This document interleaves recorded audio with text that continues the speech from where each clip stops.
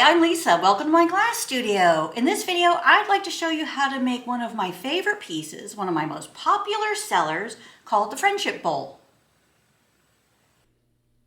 The Friendship Bowl is a great project that you can make quickly and easily and utilize your scrap.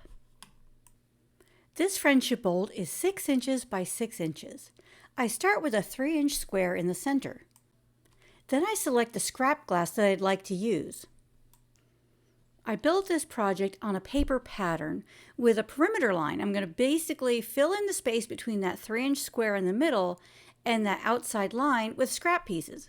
I'm going to just cut pieces randomly and fit them in there until I get what looks like a nice arrangement and something that fills that space as much as possible. But I also like the idea of leaving a few little gaps because it gives that outside edge a beautiful organic finish.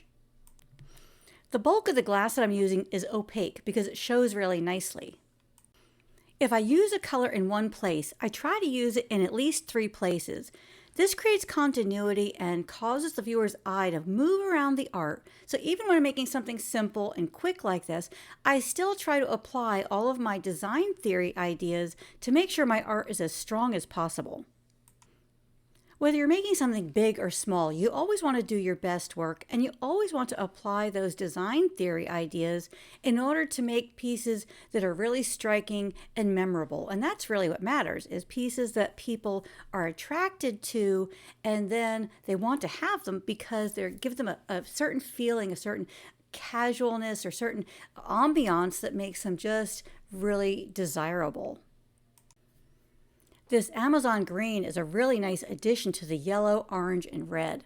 So go ahead and place that in there. Now, as I place these pieces, I'm trying to bring them out to that pencil line around the perimeter, but I also want that outside edge to be irregular because when we put a clear piece on top, we're going to allow that outside edge to shrink a little bit.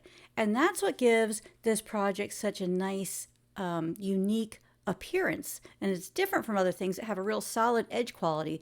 This one has a very irregular but kind of lacy edge quality that just makes it really attractive. Now I'm going to introduce this Caribbean blue. I think it works nicely with the green and the yellow.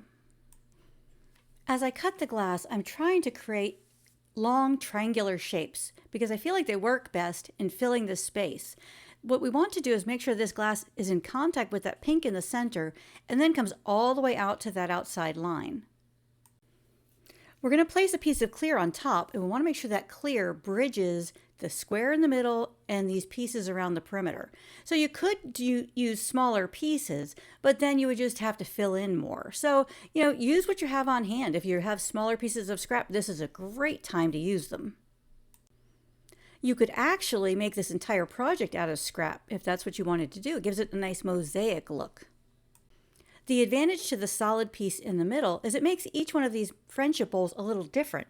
So if someone buys one for one friend and they choose a pink center, they might select a blue center or a yellow center for a different friend. So they're similar but different. This is one of my most popular art show sellers. Primarily because I can have a variety of sizes. I sometimes do 4-inch pieces, these are 6-inch, and I sometimes do 8-inch pieces. They're really bright and attractive on the shelf or however you intend to display them, and they really draw people into your booth space. But these pieces aren't just for art shows. I have some girlfriends and I made one for each of them and mailed it to them, and they were just so thrilled to get something in the mail that wasn't, that was fun and exciting and colorful that they could use pretty much anywhere in their home and think of me and think of us as a group and the friendship that we share. Here I'm introducing some white to make those other bright colors really pop. The nice thing about these opaque colors is they'll show up really well on any color surface, on any countertop or on any shelf.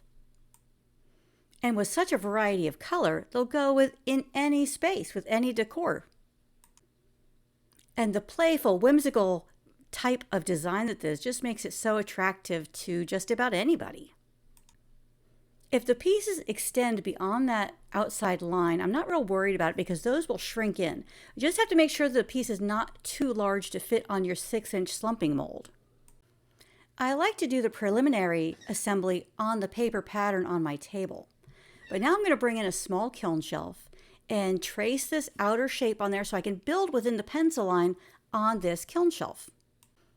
I'm using a 6-inch square piece of glass, and I'm going to trace around it with a pencil.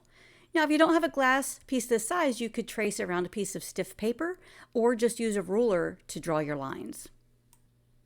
I'm going to take that glass out of the way and then transfer these pieces over to the kiln shelf. I'm going to start with the middle and then move the other pieces on over. Trying to remember where they go and how they were arranged. So I kind of move a little bit at a time. It's a great idea to take a picture with your phone if you can at this point before you move the pieces. That way you'll know exactly how to put it back together over on the kiln shelf. When assembling on the kiln shelf, I try not to move the pieces around too much because I don't want to create dust that might end up on the top of the glass. As I lay the pieces out, I'm also careful not to scratch the primer underneath. Because if the bare shelf below is exposed, then you risk the glass potentially sticking to that shelf. I'm counting on those small areas that extend beyond the pencil line will shrink. When that happens, the artwork will be a little smaller, and then it will definitely fit on a 6-inch slumping mold. I'm using triangular shapes because they're quick and easy to cut, but you could use round shapes, you could use little hearts, you could do more of a rectangular shape. So you could have a lot of opportunity to change up this design and really make it your own. When I start an abstract project like this, I have a certain idea in mind, but I allow myself the flexibility to make some design changes as I go along. Here I'm moving the pieces around a little bit to ensure that they do actually come to that outside pencil line. I also want to make sure they extend over that line on all of 4 sides. That way I'll have a really pretty organic edge all the way around. Now I'm introducing some dichroic scrap. This just adds a beautiful flash and color, and the dichroic picks up whatever color it's next to, so it's really a wonderful addition. And the sparkling material just adds so much to this piece. After it's been slumped, you get that lift in the side edges and they just come up and you just get the beautiful light reflecting off of it. It's just so beautiful. Definitely want to add some dichroic to your pieces. I purposely selected very long, skinny, triangular shaped pieces for this. And they are a beautiful addition to this piece. The sparkle, the shine, and then they're just tucking in those little gaps and filling them in so nicely. Here I'm trying to make sure I have at least 2 pieces of dichroic on each of the 4 sides, maybe even 3 pieces, because it just really adds so much to the design. And by including each type of material on each of the sides, it creates continuity in your design and really strengthens the overall appearance and the desirability. I'm building this piece in stages. I started with a 3x3-inch square in the middle, then some kind of chunky, triangular shaped, opaque colors on the outside edge. Now we're introducing this dichroic for some shine and some transparency. And this transparency in this color will also pick up those bright, bold, opaque colors and enhance them. I'm making an effort to fill in gaps with the dichroic so there aren't too many holes between those chunky pieces, that center square, and the outside edge. In my opinion, you really can't have too much dichroic, especially when you're dealing with these itty bitty little scraps. I mean, if you've got a place, go ahead and tuck another piece in. The project is really filling out nicely, and I have a few more little gaps. So I'm going to take this coarse, transparent blue Frit, and I'm going to work my way around the project and fill in any remaining gaps where that 3-inch centerpiece and those mosaic size shaped pieces come together. The Frit adds a sparkly, crystally look to the project, and it also makes it stronger because by minimizing those gaps in that center area, we know we have more glass in contact with glass, which will make the overall project much sturdier and stronger and more durable. And if you plan to sell this or give it away, which we know you're going to because you just can't hold on to something like this by yourself for very long because it just screams, share me. So you want to make sure your project is as durable and long lasting as possible. So do your best work, and really make something you can be proud of and that will transport well and will, be at someone's home and they'll really enjoy for a long time. Here I'm using a small dry paintbrush to work that frit down into the gaps. I make an effort to clean off the surface of those pieces so that when I place the clear glass on top, it rests nicely and doesn't want to fall off or slide off. For these broader areas, this wide brush works really nicely. Another reason to move that frit off the color is it won't show true if it's on one of those opaque shades. So by getting into those little crevices, you're introducing this blue throughout the whole project, and it'll really show nicely. For added detail, I'm going to add some little spirally shapes on top of the clear glass. I'm using glass line outlining medium with an applicator tip. Now the trick to this material is getting the consistency of the paint just right. So take your time with that. You may have to add a little water to make it smoother. You may have to dry it out a little bit to make it a little creamier.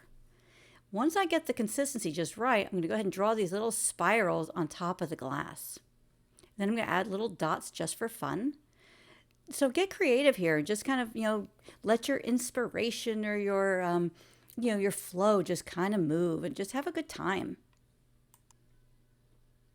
You could draw any number of designs on here. You could make stripes or hearts or stars or, any type of thing you wanted. So have fun with that.